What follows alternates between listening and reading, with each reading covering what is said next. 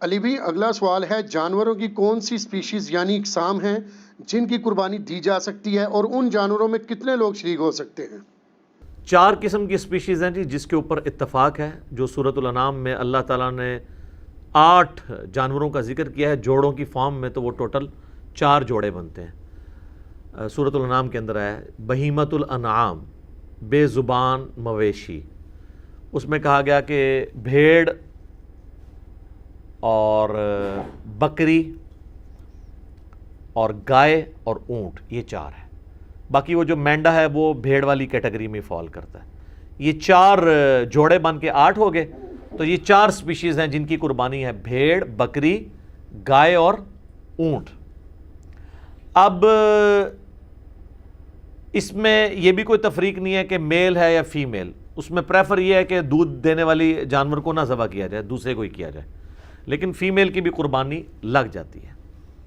تو یہ 4 اقسام ہیں، اور اس میں سے بھیڑ اور بکری جو ہے وہ ایک ایک بندے کی طرف سے یا ایک ایک خاندان کی طرف سے ہوگی۔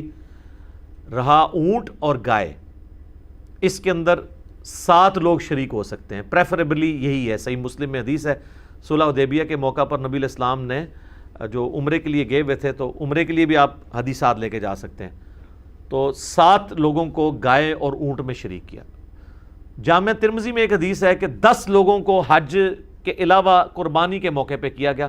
بعض لوگ اس حدیث کی صحت کے اوپر بھی گفتگو کرتے ہیں، حسن درجے کی روایت ہے، باقی احتیاط اسی میں ہی ہے کہ 7 حصے والی بات ہی پریفریبل ہے۔ شیعہ کے ہاں بھی جو اونٹ اور گائے ہے اس میں 7 حصے ہیں، مسلم شریف میں بھی 7 حصوں کا ذکر ہے، 10 بھی جواز کی تک موجود ہیں، اور یہ 7 حصے زیادہ سے زیادہ ہیں، 5 بھی رکھ سکتے ہیں، 5 بندے مل کے بھی ایک بیل لے سکتے ہیں۔ اور اس میں یہ نہیں ہے وہ کہتے ہیں نہیں لیں تو 5 لیکن اس سے 7 کریں، 5 پورے کر لیں اور باقی جو 2 بچے نا اس کے پھر 5 کر کے تھوڑے تھوڑے سب کو دیں، تو میتھمیٹیکلی تو لگ و شکار ہے، جس کو کہتے ہیں یعنی کمر درمیان میں، آپ چاہے سرانے والی سائڈ پہ سر رکھیں چاہے وہ پانتی والی سائڈ پہ، لیکن یہ حنفی آپ چلے جائیں، یہ جو کچھ کر رہے ہوتے ہیں وہ باقاعدہ 5 اگر لوگ شریک ہیں تو وہ کہتے ہیں نہیں اس سے 7 ہی ہوں گے، 5 دیے جائیں گے اور جو باقی 2 بچیں گے وہ اس کے پھر 5 کر کے دیے جائیں گے، تو آپ ٹوٹل کی 5 کر لیں۔ اور اس میں بعض لوگ ہوشیار بننے کی کوشش کرتے ہیں کہ تھوڑا سا کوئی امیر آدمی ہے نا تو وہ اچھا گوشت اپنی طرف لے جاتا ہے، یہ نہیں ہونا چاہیے، وہ ایکولی گوشت ڈیوائیڈ ہوگا، یہ نہیں ہے کہ ایک صرف گول بوٹی لے جائے گا، دوسرا صرف ہڈیاں لے کے چلا جائے گا، تیسرا صرف چربی اس کو دے دی جائے گی، نہیں، برابر ڈیوائیڈ، اور یہ یعنی انتظامیہ کی ذمہ داری ہے۔ بکری اور گائے، بکری اور بھیڑ یا دمبا، یہ ایک ایک خاندان کی طرف سے یا ایک ایک فرد کی طرف سے، اور گائے اور اونٹ میں 7 خاندان یعنی 7 افراد، وہ جو ہم پہلے ڈسکس کر چکے ہیں کہ خاندان کی طرف سے قربانی کافی ہے تو وہ اس میں شریک ہوں گے۔ ٹھیک ہو گیا جزاکم اللہ۔ علی بھی اگلا سوال ہے، قربانی کے جانور کی کم از کم عمر کتنی ہے؟ قربانی کے جانور کی عمر کا تو اس طریقے سے ذکر نہیں ہے، صحیح مسلم میں حدیث ہے کہ قربانی صرف مسنہ کی ہوگی۔ مسنہ کہتے ہیں دوندا جانور جس کے 2 دانت نکلے ہوئے ہوتے ہیں۔ اب بکری یا بکرا جو ہے یہ 1 سال گزارنے کے بعد دوسرے سال میں دوندا ہوتا ہے، 14 مہینے میں یا 16 مہینے میں۔ گائے جو ہے وہ 2 سال گزارنے کے بعد تیسرے سال میں جا کے مسنہ بنتی ہے۔ اونٹ جو ہے وہ 4 سال گزارنے کے بعد 5ویں سال میں مسنہ ہوتا ہے۔ اس میں نشانی یہ ہوتی ہے کہ آپ اگر اس کا منہ کھولیں نا تو سینٹر میں 2 بڑے دانت آپ کو اوپر نکلے ہوئے نظر آتے ہیں۔ اب جن لوگوں کو عموماً پہچان نہیں ہے نا تو وہ تو اگر کوئی موٹا تازہ کھیرا بکرا بھی ہو یعنی جو دوندا نہیں ہے، اس کے سائڈ والے دانت اگر توڑ دیے جائیں، سینٹر میں 2 دانت رکھے جائیں تو اس کو دوندا کر کے کوئی بیچ دے، لادہ بات ہے۔ وہ تو سائز ہی بہت بڑا فرق ہوتا ہے، جو عام جو سال والا جو بکرا ہے یا جو دوندا نہیں ہوا ہوا اس کے تو چھوٹے چھوٹے دانت ہوتے ہیں، یہ تو 2 بڑے دانت نکلتے ہیں نیچے کی سائڈ پہ، وہ آپ یوں کر کے دیکھ سکتے ہیں۔ تو کم از کم مسنہ ہونا چاہیے، اور پریفریبل بھی یہی ہے۔ بعض اوقات 4 سال کا بھی ہوتا ہے تو 4 اس کو چوگا کہہ دیتے ہیں، 4 دانت نکلے ہوئے ہیں، وہ پریفریبلی نہ ہو، اس کا گوشت اتنا اچھا ہوتا ہے۔ بہترین جانور جو ہے وہ دوندا جانور ہے جس کے 2 دانت نکلے ہوئے ہوں، یہ اس کی عمر ہونی چاہیے۔ باقی جو کہتے ہیں نا جی یہ پکا کھیر ہے، وہ ہے حدیث مسلم شریف میں، اسی میں آگے الفاظ ہیں کہ مسنہ کی قربانی کرو، اور اگر تمہیں جانور نہ ملے تو جزع 1 سال کا بھی کفایت کرے گا۔ جزع کہتے ہیں بھیڑ یا دمبا جو 1 سال کا ہو. اور امام ترمذی بھی اس حدیث کو لے کے ہیں اور نیچے انہوں نے کمنٹس کیے ہیں کہ اس میں بکری یا بکرا شامل نہیں ہے, صرف بھیڑ اور دمبے کے لیے ہے کہ وہ 1 سال کا بھی چل جائے گا, وہ بھی اس صورت میں اگر کسی کو مسنہ دوندا جانور نہ ملے, کیونکہ جزا کا لفظ مینڈے کے اوپر, بھیڑ کے اوپر, دمبے کے اوپر بولا جاتا ہے, بکرے کے اوپر, بکری کے اوپر نہیں بولا جاتا, نہ گائے کے اوپر, چاہے وہ جتنی مرضی کو موٹی تازی گائے ہے یا کوئی بیل ہے اور وہ نہیں ہے دوندی تو یا دوندا, تو آپ اس کی قربانی نہیں کر سکتے. نشانی اس کے دانتوں کا چیک کرنا ہے. سال عمر کہتے ہیں جی پکا سال کا ہے, یار ہمیں پتہ ہے سال کا ہے, سال کے بعد تو کوئی بکرا جو ہے نا وہ دوندا ہوتا ہے. عموماً تو یہ 14ویں 13ویں 14ویں مہینے میں جا کے, بعض 15ویں مہینے میں جا کے اس کے 2 دانت نکلتے ہیں. یہ سال والا کانسیپٹ ہی غلط ہے.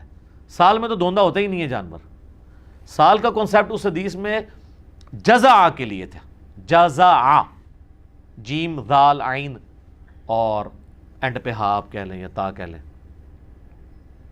اور وہ ہے بھیڑ, دمبا اور مینڈا. بکری, گائے, اونٹ اس میں شامل نہیں.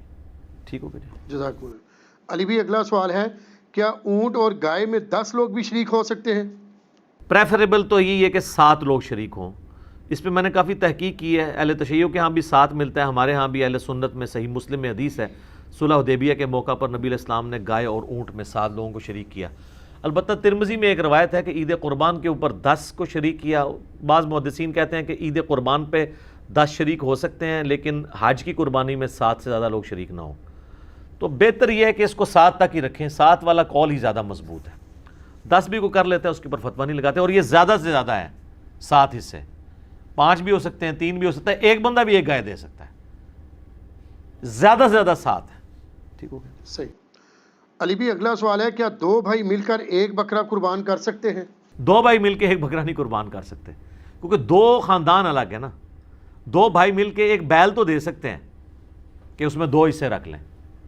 7 تو زیادہ سے زیادہ ہے نا, 2 بھی رکھ سکتے ہیں, آدھا اس کا آدھا میرا. لیکن بکری میں 2 نہیں نہ شریک ہو سکتے, کیونکہ ایک پوری جان آپ نے ایک خاندان کی طرف سے دینی ہے بکرے کی کیس میں, کیونکہ اس میں تو حصہ ہی ایک ہوتا ہے. تو 2 بھائی مل کے ایک بکرا نہ دیں, بلکہ وہ بکرا خریدنے کی بجائے وہ بکرے کے رقم آدھی کر لیں, تو 2 بھائی جو ہے وہ کسی تیسرے بندے کے بیل میں 2 حصے ڈال سکتے ہیں, اپنا اپنا حصہ ڈال دیں. تو اس طرح کر لیں, بکرے میں 2 بھائی شریک نہیں ہو سکتے. ٹھیک ہو گیا, جزاک اللہ. علی بھائی اگلا سوال ہے, کیا بھینس یا بھینسے کی قربانی دینا بھی جائز ہے؟ اچھا, بھینس کے بارے میں اکثر پوچھ رہے ہوتے ہیں نا, وہ لوگ پوچھ رہے ہیں کہ انہوں نے خود بھی کبھی بھینس کی قربانی نہیں دی ہوتی. قربانی تو ہمیشہ بھینسے کی ہو رہی ہوتی ہے, کٹے دی تو کہتے ہیں جی پوچھیں جی بھینس کی قربانی ہو جاتی ہے. بھینس کی کون قربانی کرتا ہے؟ بھینس تو دودھ دے رہی ہوتی ہے. یہ جو پوچھ بھی رہے ہوتے ہیں ان کو کہ ذرا منڈی میں بھینسیں آئی ہوتی ہیں بکنے کے لیے یا بھینسیں آئے ہوتے ہیں؟ پہلی تو یہ پھکی ہے, جو پوچھے نا بھینس کی قربانی ہوتی ہے ان کو جی بھینس دی تو تسی بھی نہیں دیں دے. یہ حنفی پوچھ رہے ہوتے ہیں نا بھینس حلال ہے یا حرام ہے. تو میں نے بہت پہلے ایک ویڈیو ریکارڈ کروا دی ہے, گھوڑا, بھینس, کینگرو, مرغی, انڈا, اس کے اوپر ایک ایک چیز میں نے کلیئر کی ہے. اور میں نے اس میں بتایا کہ آپ مجھے پہلے فقہ حنفی میں بتایا نا کینگرو حلال ہے یا حرام ہے. تو امام حنیفہ نے تو کینگرو دیکھے ہی نہیں, ان کو تو پتہ ہی نہیں تھا. ظاہر اس زمانے میں تو آسٹریلیا کہاں تھا, آسٹریلیا تو زیادہ منظر عام پہ آیا جب یہ برٹن امپائر تھی, انہوں نے وہاں پہ جا کے وہ اپنے جو بھی ایک عیاشی کا اڈا بنایا تھا, تو آسٹریلیا تو اس وقت سامنے آیا تو کینگرو لوگوں کو پتہ چلنا شروع ہوا. پہلے لوگوں کو تو کینگرو کا پتہ ہی نہیں تھا. تو وہ آج کے دور کا مسئلہ ہے. تو بھینس کے بارے میں آپ کتاب الاجماع جو ہے آپ اٹھائیں, پہلے 300 سال میں کتاب لکھی گئی ہے, اس کا اردو میں ترجمہ بھی ہو چکا ہوا ہے. اس میں باقاعدہ لکھا ہے کہ اس بات پہ اجماع ہے کہ بھینس جو ہے وہ گائے کے حکم میں داخل ہے اور یہ بہیمۃ الانام میں آتی ہے. تو ہمیں جو لغت کے لوگ ہیں یہ بتاتے ہیں کہ گائے اور بھینس ایک کیٹیگری میں فال کرتے ہیں. اگرچہ یہ اسپیشیز ڈیفرنٹ ہیں, لیکن اگر آپ اسے دقت نظر سے دیکھیں تو یہ ایک ہی جانور کی 2 اسپیشیز ہیں. عرب کے اندر گائے پائی جاتی ہے, ہمارے یہاں پہ بھینس پائی جاتی ہے. اچھا, بھینسیں صرف ہمارے علاقے, آپ مصر میں چلے جائیں وہاں پہ بھی بھینسیں بہت ہیں. تو بھینس جو ہے وہ گائے کے حکم میں داخل ہے, اور بھینس کی قربانی کا مسئلہ تو پھر حل ہو گیا. ویسے تو اس میں حنفی تو قائل ہیں بھینسے کی قربانی کے. اہل حدیث میں 2 گروہ ہیں, کچھ کہتے ہیں کر لیں، کچھ کہتے ہیں نہ کریں، اس لیے کہ یہ ان 4 بہیمت الانعام میں نہیں آتے جس کا ذکر سورۃ الانعام میں آیا ہے، بکری، بھیڑ اور گائے اور اونٹ۔ چونکہ گائے کا ذکر آیا تو گائے کی سپیشیز میں یہ چیز داخل ہے، بھینس، جاموس اسے کہا جاتا ہے عربی میں، البقرہ اس کے لیے یہ جاموس ہے، تو جاموس اسی کیٹیگری میں فال کرتی ہے۔ لہذا میرا بھی یہی خیال ہے کہ بھینس کی قربانی بغیر کسی کراہت کے، یا بھینسے کی قربانی کہنا چاہیے، وہ گائے اور بیل کی قربانی کی کیٹیگری میں فال کرے گی، اور اس میں کوئی حرج نہیں ہے۔ باقی جس کو کوئی زیادہ تقوی کا حیض ہے وہ بچنا چاہتا ہے ضرور بچے، کسی اور کے اوپر فتویٰ نہ لگائے۔ میں جن دنوں میں یہ کہتا بھی تھا کہ بہتر ہے کہ اس کی نہ دیں، میں اس وقت بھی یہی کہتا تھا۔ 2012 میں میری ایک ویڈیو ریکارڈ ہوئی تھی قربانی کے اوپر، مسئلہ 52، اس میں نے کہا تھا کہ ہم فتویٰ کسی پہ نہیں لگاتے، اگر کوئی دینا چاہتا ہے بھینس کی قربانی ضرور کرے۔ باقی پریفریبل ہے، بعض لوگ اس میں آرگومنٹ کرتے ہیں، میں نے بھی کیا تھا کہ ہرن کو ہم بکری کی کیٹیگری میں لا کے، پھر ہرن بھی بہیمت الانعام میں آتا ہے، کیونکہ اس کے بھی وہ پتہ نہ پاؤں کے کھر کٹے ہوئے ہوتے ہیں۔ یہ بہیمت الانعام کی نشانی ہے کہ وہ 2 کھر یوں کٹا ہوا ہوتا ہے، کٹ والا پاؤں ہوتا ہے ان کے۔ تو بعض گھوڑے کا پوچھ رہے ہوتے ہیں، گھوڑا اس میں نہیں آتا کیونکہ اس کے پاؤں کٹا ہوا نہیں، ویسے گھوڑا حلال ہے، اس پہ علیحدہ سے حدیثیں موجود ہیں۔ تو کہتے ہیں پھر کل کو ہرن کی بھی وہ قربانی کرے گا۔ بھئی ہرن بہیمت الانعام میں آتا ضرور ہے، لیکن اس کیٹیگری میں جو قرآن میں 4 آئے ہیں اس میں نہیں آتا۔ قرآن کی کیٹیگری میں، گائے کی کیٹیگری میں بھینس خود بخود فال کرتی ہے، لہذا بھینس یا بھینسے کی قربانی گویا گائے کی قربانی میں شامل ہے۔ اور یہ ہر علاقے کی اپنی غذا ہے۔ ہم لوگ تو یہ سرخ گوشت سے ڈرتے ہیں نا تھوڑا سا کھاتے ہوئے، بھینس کے گوشت کو، لیکن آپ اگر کے پی میں چلے جائیں نا تو ہمارے جو پٹھان بھائی ہیں نا، وہ بھینس کا گوشت جو ہے زیادہ شوق سے کھاتے ہیں ایز کمپیئر ٹو گائے کے گوشت کے۔ تو لہٰذا بھینس کی یا بھینس کی قربانی آپ کو پوچھے، اس کو کہنا بھینس چھوڑو، بھینسا کہا کرو، کیونکہ بھینس تو دودھ دیتی ہے، وہ کس نے قربان کرنی ہے؟ کوئی بیمار ہو جائے، کوئی بالکل لاغر ہو جائے، اس طرح کی بھینس اگر قربانی کے لیے آتی ہے تو اس کی قربانی بھی نہیں لگے گی، یہ ذہن میں رکھیے گا۔ ہاں، تو بھینسے کی قربانی لگنی چاہیے جو صحیح تازہ ہو، بہترین قسم کا، تو وہ اس کا گوشت بھی اچھا ہے۔ اور ٹھیک ہے، سنت ابراہیمی میں آئے گا، بنا ہوا بچڑا جو ہے وہ حضرت ابراہیم علیہ السلام بھی لے آئے تھے، قرآن میں آتا ہے۔ ان کو بعد میں پتہ چلا کہ یہ تو فرشتے ہیں، کھاتے نہیں ہیں، پہلے تو ان کو پتہ ہی نہیں چلا۔ اس سے عقیدہ علم غیب بھی کلیئر ہوتا ہے، ٹھیک ہے۔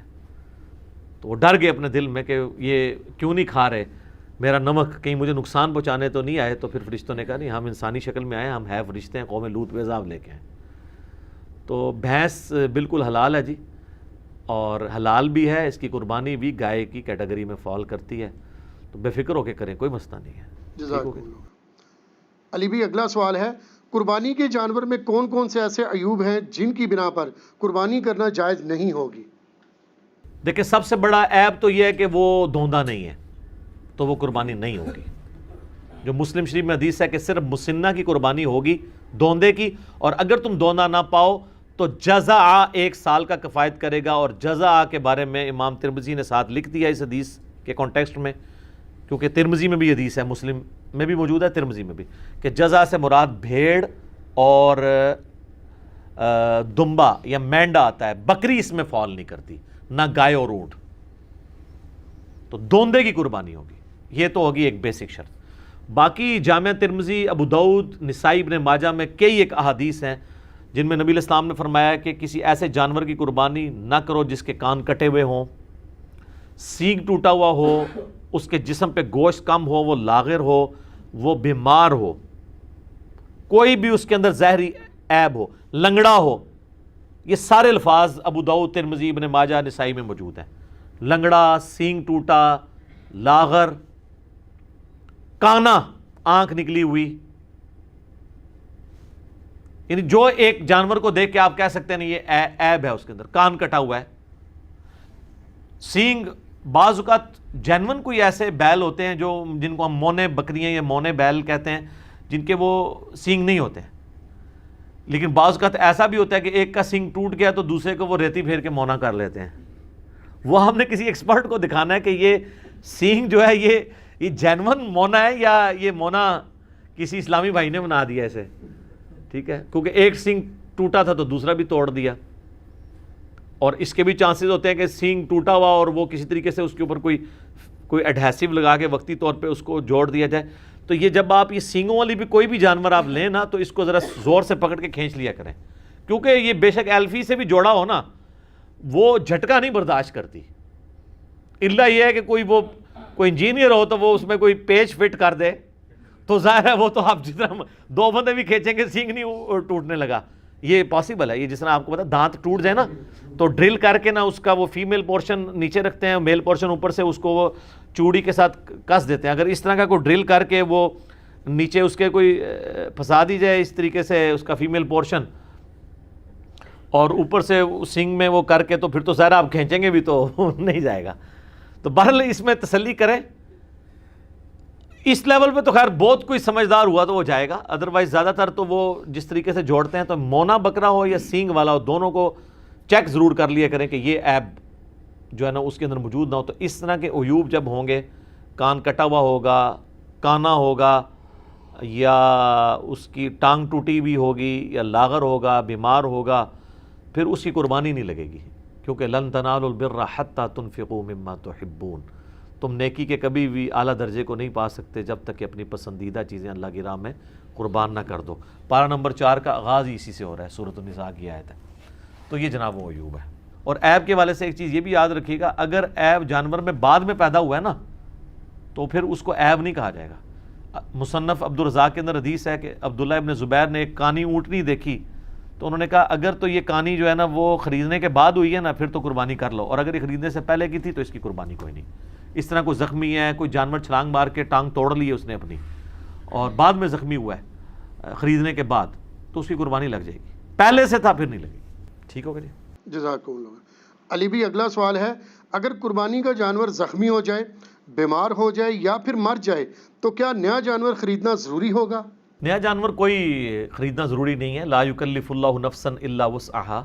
آپ نے ظاہر جمع پوجی کے ساتھ یہ سب کچھ کیا، اب وہ ایک قدرتی آفت اللہ کی طرف سے آ گئی ہے تو اب اللہ تعالیٰ آپ کو مجبور نہیں کرتا کہ جی آپ نے ضرور نیا جانور خریدنا ہے۔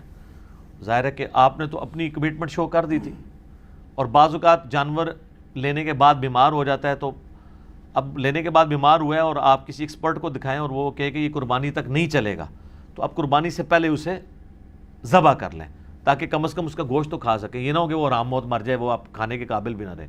تو قربانی آپ کی اللہ کے حضور لکھی گئی سر، وہ تو سورۃ الحج میں ہے کہ اللہ تعالیٰ کو نہ تو گوشت پہنچتا ہے نہ خون، وہ تو تمہارے دلوں کے تقوی کو دیکھتا ہے۔ صحیح مسلم میں حدیث ہے اللہ تعالیٰ تمہاری شکلوں اور مال کو نہیں دیکھتا، دلوں اور اعمال کو دیکھتا ہے۔ لہٰذا اگر اس طرح کا کوئی مسئلہ ہو گیا تو ٹینشن لینے والی ضرورت نہیں ہے۔ اسی طریقے سے اس میں ایک فقہ حنفی والوں نے ایک پتہ نہیں مسئلہ گھاڑ لیا ہے، وہ کہتے ہیں کہ اگر کسی شخص پہ قربانی سنت موقدہ تھی ہمارے نزدیک اور ان کے نزدیک واجب تھی، اور اس نے جانور لیا تو اس کا جانور مر گیا یا زخمی ہوا اور ذبح کرنا پڑ گیا تو خیر ہے، اس کو نیا جانور لینے کی ضرورت نہیں۔ لیکن اگر کسی غریب آدمی نے لیا اور اس کا اس طرح مر گیا تو اس کو تو لازمی لینا پڑے گا۔ یہ بالکل الٹ بات ہے نا، یعنی جو بالکل وہ اس بیچارے نے تو پہلے اتنی مصیبت سے لیا ہے، وہ کہتے ہیں اس لیے کہ اس نے جان بوجھ کے اپنے اوپر واجب کروا لیا ہے، کیونکہ انہوں نے ایک بنیادی غلط کھڑی کر لی تھی، تو وہ کہتے ہیں کہ اس کی وہ اس منت کی کیٹیگری میں فال کر جائے گا جیسے منت پوری کرنی ہی کرنی ہوتی ہے۔ تو منت اگر آپ نے پوری کرانی ہے تو منت توڑوا لیں اس سے اور 3 روزے غریب سے رکھوا لیں، کیونکہ بخاری مسلم میں آتا ہے قسم توڑنے کا جو کفارہ ہے وہی منت کا کفارہ ہے۔